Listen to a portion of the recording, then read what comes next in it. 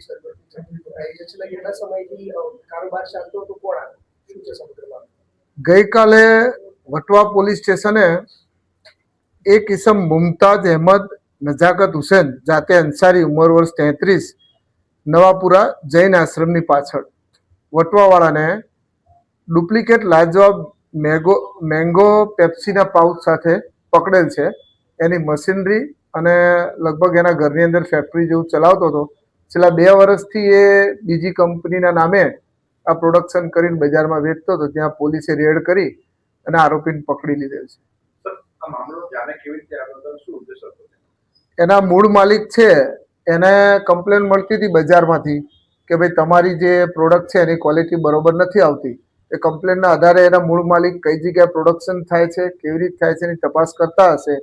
દરમિયાન ગઈકાલ તેઓ વટવા પોલીસ સ્ટેશનની મદદે ગયા અને વટવા પોલીસે સાથે રાખીને એ લોકોએ શોધખોળ કરી અને એમને શંકા જતા વિસ્તારમાં શંકા જતી વ્યક્તિ ઉપર વોચ કરેલી અને પોલીસે રેડ કરી આરોપી પકડી પાડતા તેમની જે લાજવાબ મેંગો પેપ્સી છે તેનું ડુપ્લિકેશન કરતા આ લોકો પકડાઈ ગયા. પછી એને કોપીરાઇટ એક્ટની કલમ 63-64 મુજબ ગુનો દાખલ કરવામાં આવ્યો છે.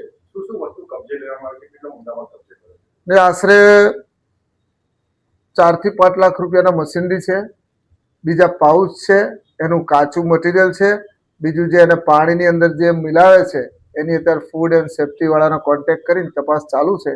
જે બી મટીરિયલ મળ્યું છે એ અત્યારે પોલીસે કબજે કર્યું છે.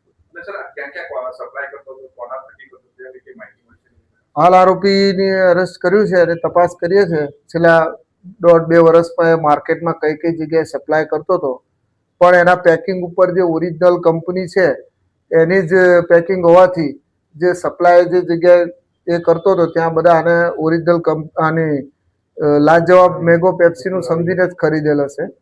એટલે એની તપાસ ચાલુ છે.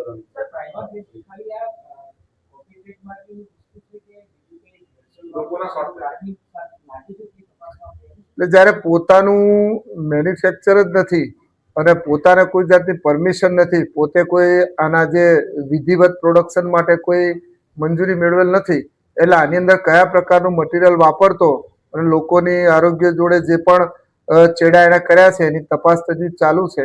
એ કબજે કરીને FSLમાં પણ પોલીસ મોકલશે. હાલ તપાસ ચાલુ છે. ભૂતકાળમાં એને જે જગ્યાઓ ભાડે લીધી છે